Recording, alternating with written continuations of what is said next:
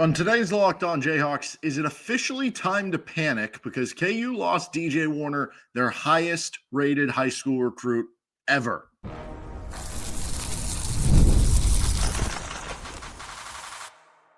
You are Locked On Jayhawks, your daily podcast on the Kansas Jayhawks. Part of the Locked On Podcast Network, your team every day. I'm Derek Johnson. Thanks for making Locked On Jayhawks your first listen every day. We are free and available wherever you get your podcast. Thank you to everydayers catching each and every show. And you can find us on YouTube where you can like and subscribe to the show. On this bonus episode of Locked On Jayhawks, we're going to be going over, is it panic time officially with KU football? Because Deshawn Warner has left to the transfer portal. The former highest rated commit the KU has ever gotten since 2010 of the 24/7 Sports recruiting era. So we're going to get into that, the gravity and the impact. Is it panic time? What KU has left at the defensive end position. And we'll get to a little bit of other news to finish up on a positive note, at least. I guess sort of positive. Some news, Deshawn Hanika back, and then the All Big 12 awards came out as well. Let's start with the DJ Warner news, though. So Deshawn Warner posted this on Twitter earlier today. He said, "First, I want to thank the whole Kansas staff. I'm forever grateful for the time and effort put into this past season. I want to thank my teammates for the unforgettable relationships and memories that we've built over this year. I also want to thank the fans and everyone from Jayhawk Nation for the constant support and love. With that being said, with constant prayers and thought, I've decided to enter my name into the transfer portal." And so into the transfer portal he goes. Well, Deshawn Warner, this is why this is such a big deal, right? They lost a couple other players to the portal with BJ Dilworth and Caleb Purdy, two players who also were formerly highly recruited players for KU in their specific class. But that was highly recruited players for that specific class. This player, DJ Warner, became the highest rated commit that KU had ever gotten in the 24/7 Sports era going back to 2010. He was top 200 nationally on the 24/7 Sports composite. He was ranked 67th overall in the final 24/7 Sports rankings. He was graded as a 96 overall 4-star recruit. I mean, he wasn't even that far off from creeping into 5-star status. This was a huge deal when KU landed him. And he wound up playing 202 snaps as a true freshman, which is pretty good considering, you're playing as a defensive end where a lot of times it takes time to build onto your body and everything. So the fact that he played, that many snaps as a freshman was seemingly consistently playing 10 to 15 snaps a game. He was 16th on the team in snaps. He was 4th on the team in snaps among his position at the edge position. And 2 of the 3 who were in front of him graduate after this year. He wound up recording 2 tackles. I think Pro Football Focus had him for 5. PFF grades are not great for what it's worth from this first year. 47 overall. He was just a 35 PFF graded run defender. He was 55 in pass rush. He had 5 quarterback pressures, including a quarterback hit. His last game that he played against Baylor was actually his lowest graded game. He played 11 snaps. He had just a 31 grade on Pro Football Focus. So that on its own, you point to that and go, okay, this guy, didn't have a great year. Is it that big of a deal that he's leaving the program? There's a lot of reasons why this could lead to panic. And obviously, the fact that he even got on the field as a true freshman and the fact of what his past pedigree and what, a lot of scouts and stuff are kind of expecting from him, that he has this like all league, even NFL type potential, makes it so that this transfer is kind of less about the here and now and more about what he could be. And you don't know when that would be. Would that be, was he going to be bound to break out in 2025? Was he going to be bound to break out in 2026 or 2027? Would he be one of those recruits who just, it just didn't come together? You don't entirely know there, but the potential is tantalizing. And when you lose a high ceiling player, it kind of also hits you hard knowing that, something we just talked about. The everydayers heard this. We were talking about National Signing Day on a bonus episode yesterday, and we talked about how that 2024 class was the best in terms of quality that KU has ever brought on in the 24/7 Sports era. Big reason why was because of DJ Warner, was because of Deshawn Warner and because of the Desert Edge high school kids. He was the biggest gem from that class of players you brought from Desert Edge High School. So what does this mean for them? What does this mean for the defensive end group? What does this mean for KU overall as a whole? Is it panic time? Let's get to that next. This is Locked On Jayhawks.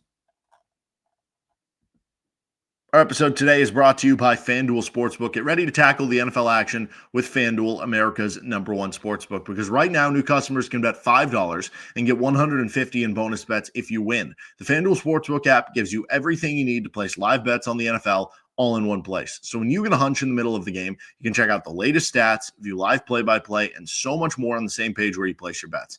Just visit FanDuel.com to join today. You'll get started with $150 in bonus bets if you win your first $5 bet. That's FanDuel.com. Never waste a hunch and make every moment more with FanDuel, an official sportsbook partner of the NFL. Continuing on this bonus episode, we will have a KU Missouri preview coming out later on your Friday ahead of that game on Sunday. Okay, is it panic time now for KU? I think part of the answer to that question, because this obviously signals the biggest loss you've had so far, it signals some, I don't know, I guess a leak in the boat, so to speak. Like, it's one thing when you're losing guys who are not going to be projected to be maybe on the 2 deep next season. It's another when you're losing a guy who might be a starter next year, or, you know, beyond that is going to be on the 2 deep and has an insanely high potential and was all those things. But I think what changes the level of how worrisome this is very dependent on what is the motivation behind him leaving. And I don't know that we'll get an answer to that. It's not like he's going to do a press conference and be like, yeah, you know, I left for this, and that reason, right? Is he leaving because he's homesick? Obviously, you know, going to high school at Desert Edge, being in Arizona, like, does he want to go back closer to home? Did he feel like he was too far away? If that's the case, in some sense, this becomes easier to stomach, because it's just like, that just happens sometimes, right?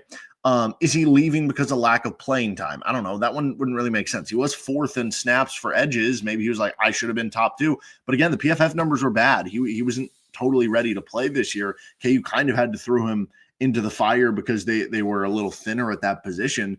But the fact he even got on the field, like, and then 2 of the guys who were in front of you, I know different defensive end position, the strong side versus him being, you know, more on the weak side, but like, you were probably due for a good amount of playing time this year. So I don't think it's that. Is he leaving because he wants to reunite with Jordan Peterson, who recruited him at maybe Texas A&M?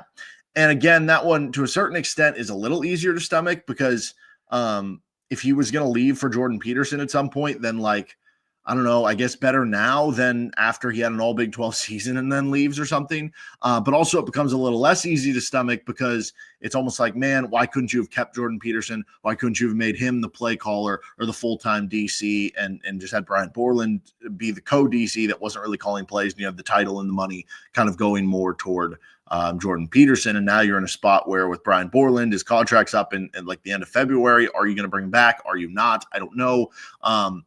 But you know, if that is the case, what becomes more scary with that one, and what does make this more panicky, is that if he's leaving to go to Jordan Peterson, well, guess what? Jordan Peterson recruited all those other Desert Edge kids too, right?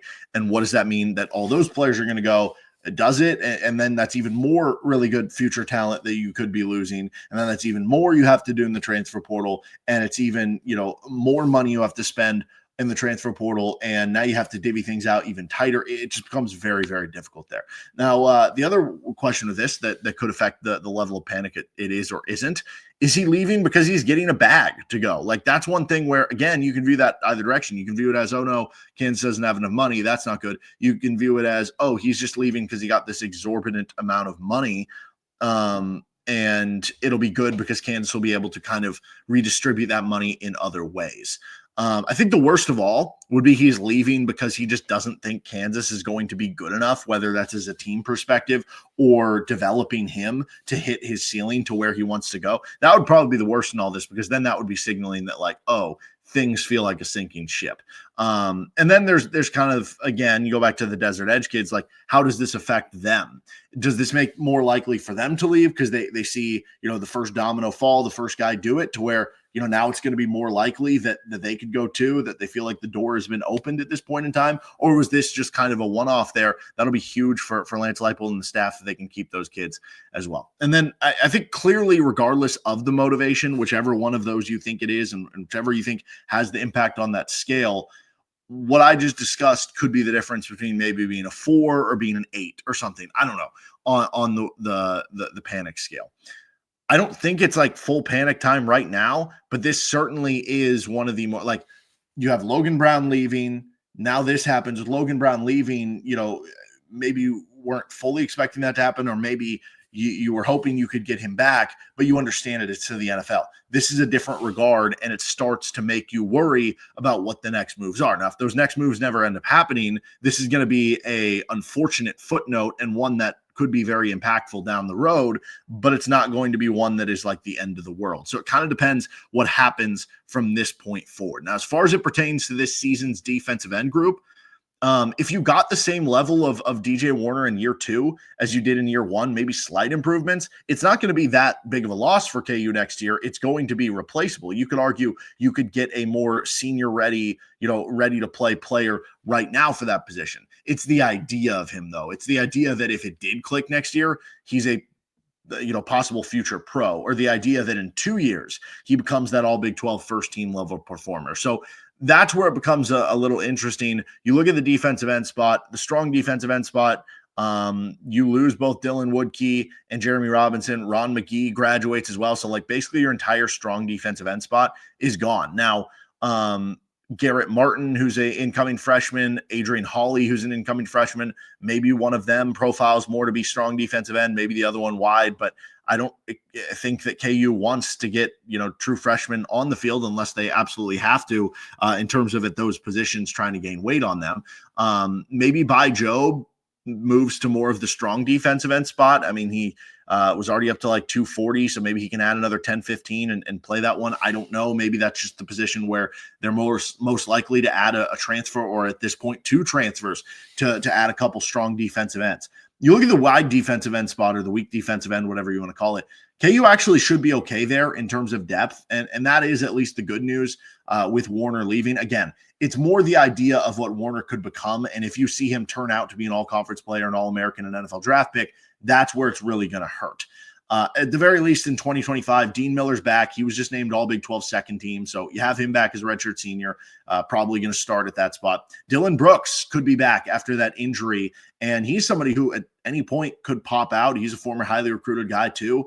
Dak Brinkley was, if you never had DJ Warner to begin with, Dak Brinkley would have been the prize recruit of that class. He was also a very highly recruited guy. He redshirted, added to his body, like he could easily break out. And then you do have Hawley and Martin, whichever side they play. And again, if By Job, another former highly recruited guy, is which defensive end spot kind of is he? So it's a little bit of proven play with Dean Miller, and then it's a lot of these guys are very talented, but they have to prove it on the field, and then a lot of questions at the strong defensive end spot, which I imagine they're going to go hard for in the transfer portal. All right, let's finish up here. Those All Big 12 awards, we'll touch on that, and Deshawn Hanika is back for KU. This is Locked On Jayhawks. We'll have our KU Missouri preview coming at you. Okay, other news, real quick, Deshawn Hanika is back at the tight end spot. He kind of announced that he's going to be going for the Mackey this year. That was his way of saying, I'm coming back, and that's my personal goal. I think Jeff Grimes wants more receiving tight ends, and I feel like KU's tight ends this year were more the blocking team. I mean, Jared Casey, we're going to get to the All Big 12 awards here, was listed first team All Big 12 as a fullback, which I think is right. I think he's used as kind of an H-back fullback. But, if you're going to get passes to you, we saw – whether it was Jalen Daniels, I think it was more about the Jeff Grimes offense and the play calling. They weren't really profiling those tight ends. But I think if Hanika was in there, who is more of a receiving tight end, he'll be used more as a weapon on the offensive side of the field. And it just comes down to, is he going to be the full same player coming off a bad injury, right? Does KU need to bring in another tight end where he can be kind of a rotational guy, or is he going to be fully back to being a guy who you were coming into last year before the injury expecting to be the starter there? Now, as far as the All Big 12 awards, Jalen Daniels got Co-Scholar Athlete of the Year. We continue to wait on his decision. All Big 12 first team, Jared Casey is the fullback, as I mentioned. I actually thought Jared Casey had a better 2023 than 2024. Now, part of that was just, again, he was featured more in the offense, but I thought it was cool to see him recognized as fullback.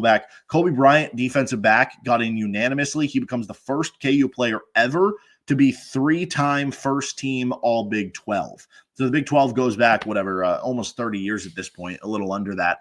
There are other players who have been 3-time All Conference. There are other players who have been, maybe 3-time All League. And if it was, All Missouri Valley back in the 20s or something like that.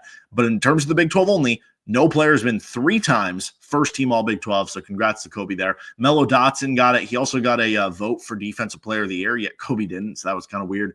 All Big 12 second team, Logan Brown, obviously off to the NFL. He also got a vote for Offensive Lineman lineman of the year. You get Michael Ford on there, which, very deserved with how great of a past couple years he's had. Bryce Foster gets on there. We await his decision. And then Dean Miller. I was a little surprised by that one on the second team. Dean Miller had solid production, 6 sacks. I think he's a solid player for you, but I wonder if that was voted on more of just, see, this guy has 6 sacks, as opposed to, like, you look at some of the Pro Football Focus numbers, like how much of those were hustle sacks versus the true pass rush. But a good piece that could potentially be back for you next year in Dean Miller. And certainly if he can take another step forward next year and get up to 8 sacks, you would certainly feel a little bit better about losing DJ Warner here. And then the all Big 12 honorable mentions, Bryce Cabledew was on there. Jeremy Robinson was on there. J.V. Brown was on there. This was the most controversial one. Devin Neal was on there. In no way, shape, or form should Devin Neal be on there. Now, I get it. There's only 2 running back spots on the first and second team. The Big 12 is loaded with running backs. It's a 16-team league. I totally understand why UCF's running back got on there. He has ridiculous numbers in Harvey. I totally understand why Cam Scadaboo got on there. Really good receiving numbers, really good rushing numbers, teams playing for the conference title, really good touchdown numbers, right?